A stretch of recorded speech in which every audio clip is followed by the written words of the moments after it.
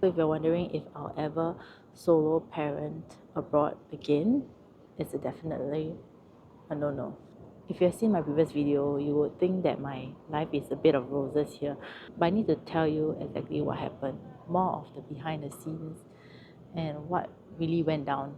Perhaps if you are considering moving overseas or being overseas for an extended period of time with a little one, this may be a video for you.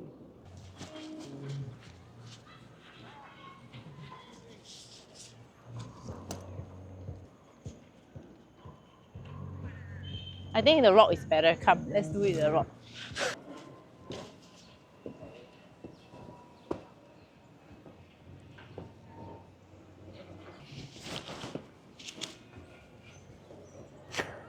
I had this vision in my head all planned out.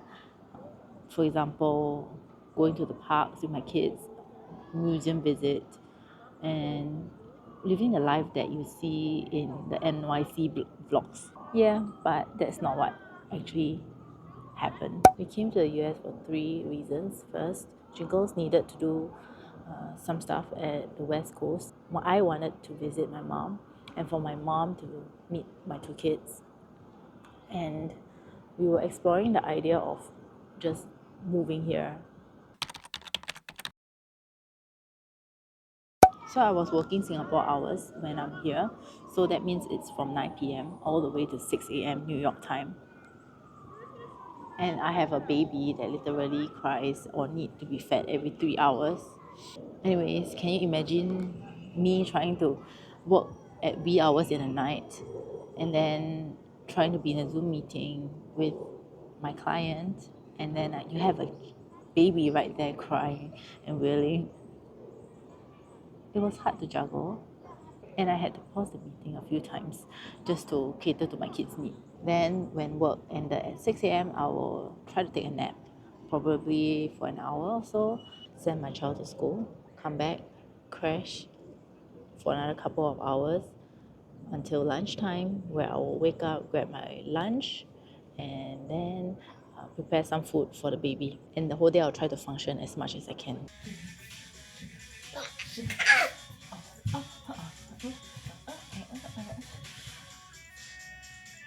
Some nights will be really tough when the baby starts to cry. He will wake my elder son up, and then both kids starts to cry, and then the whole house will be awake, and generally it will be chaotic. So at first I got a lot of help from my mom. She was there to help with the household chores and the cooking, and to care for the baby when I'm busy and trying to, take a shower. But then she sprained her leg. Everything fell apart after that. My mom was another baby that I had to take care of on top of two kids. And I was so exhausted until one point where I break down, or rather, I got so anxious and frustrated that I shouted at my child. And if you know me, I'm not someone who typically lost my cool and to shout at my children. So that was a time that I was really overwhelmed. The other thing about living with your mom or grandparents, for that matter, is that they have different type of parenting guidelines and parenting ideas. So one time she would sneak my child, my other some chocolates, and honestly, I don't really care if he eats chocolate, and I'm fine with that. But she said this thing. She said, "Don't tell mommy," as if that's something to hide from me. So I felt that she is trying to teach him to hide from me and to lie to me. This is something that I felt was unnecessary. So I had to sit down with her and to tell her that she needs to think about the broader implications of how she communicates with my child, and to also share with her my parenting styles. And I'm glad that my mother was open and understands from my point of view. Like in Singapore, I can juggle having two kids because I have a helper. But in the US, it's a luxury. So my options are basically this: either put two kids in school, and that would cost me about 3,000, about 3,000 3.8 for 2 kids, US dollars, or have one parent completely stop working, and that is likely me, or one of my extended family, i.e., my mom, stop working and to care for my child full time. And before this trip, I was very, very close to quitting.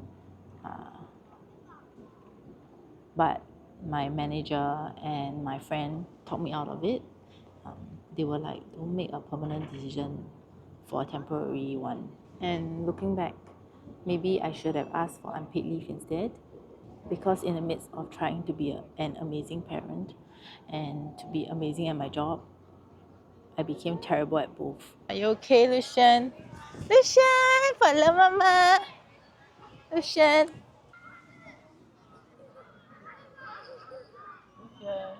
Lucian.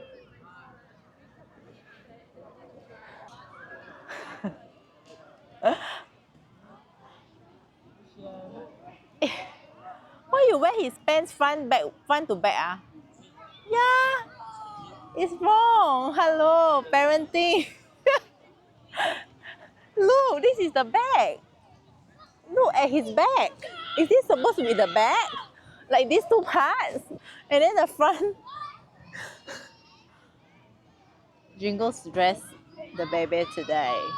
And this is what happens.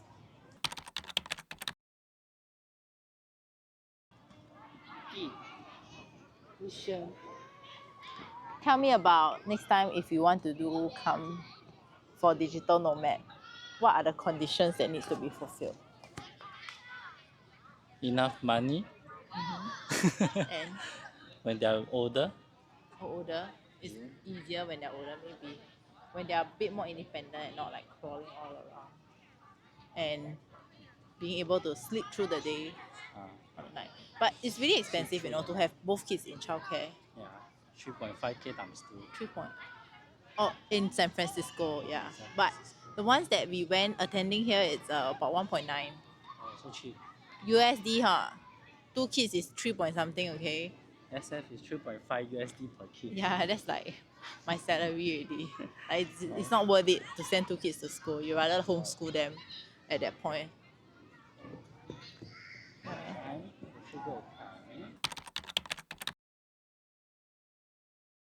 Okay, let's talk about the money part, because there are some elements of this that surprised me. Oh, the scary numbers are hiring help, which is sending our kids to daycare. That's about 3.8 US dollars per month, and that's around Singapore dollars 5,000. And the rent for New York, it's not cheap. But here's the thing that I found out: if your child is above 3, the public education here is free. Groceries is pretty reasonable in terms of the prices, and it's much more fresher than what we can get at home. There's also farmers market available every Wednesday at my mom's place, so that's really nice.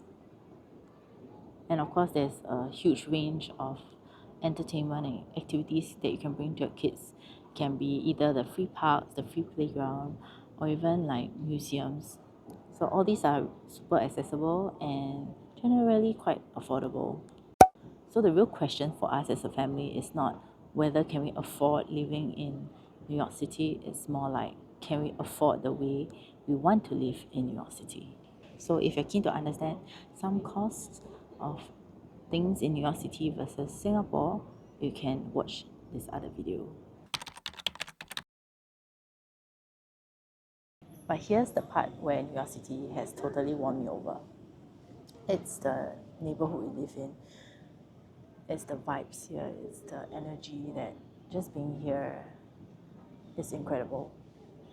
We live in Flushing, Queens, and it has a diverse community.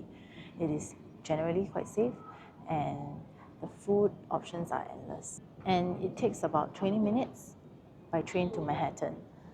There's a Long Island Railway that you can take, and you can get to Manhattan within 20 minutes via the Long Island Railway. And what I like is that every time after school, I'll be able to bring my kids to the playground. And the playground is unlike what we see in Singapore. It's a area where there's playground, there is a basketball courts and table tennis courts, and everyone used it at the same time. The school kids, as well as the elderly and the teenagers, everyone is there at the same time. So you can see a multi-mix of generation just hanging out all together at the playground. So I think this is something that I don't really see in Singapore. However, in terms of the not so good part, strollers, or rather the accessibility of moving around using the metro system, is pretty challenging in New York City. There are stations that are not accessible. You can't really push your kid all around, and sometimes the lift can stop operating. So if you are going out, you need to take time to plan your route. Which stations elevator is not working. So for us, a family of 2 kids, we travel with a carrier, which makes things easier. And the older child sits on a stroller, and that's a travel stroller that is much lighter, so that we can fold it up and down if we need to, going up and down the stairs. And here's the thing I learned the most, that I would not ever solo parent again.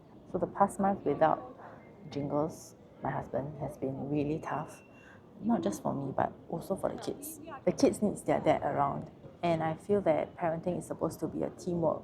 So the next time if Jingles needs to work again, both of us have decided that we need to be together and try to make it work. Here are the considerations for me if I were to move abroad with my kids again. First, we need to have the childcare lockdown. That's a combination of family help, daycare, and hired support. The finances have to work out for both parents, and it has to be in a way where it will be okay if one of us stops working completely. And last but not least is that we have to stay together as a family, because what for if you chase all these and you end up being alone? So if I'm completely honest, from a financial point of view, moving to New York does not make sense. Singapore is much better. Overall, the numbers don't add up, especially for a family like ours. But you know what? Both Jingles and I love exploring new places. We love traveling, not as a tourist, but actually living there. So if you can figure out to make things work, we would definitely be on board to try digital nomading in different countries. I finally understood my limits, but at the same time, I learned how to stretch and grow as a mom. So, have you ever considered living overseas with your family? Or if you did, do share with me. Let me know where should we go next. Hello. Hello, don't. Hey, he's so happy. Look. You like this? You want to lie down on the grass over there?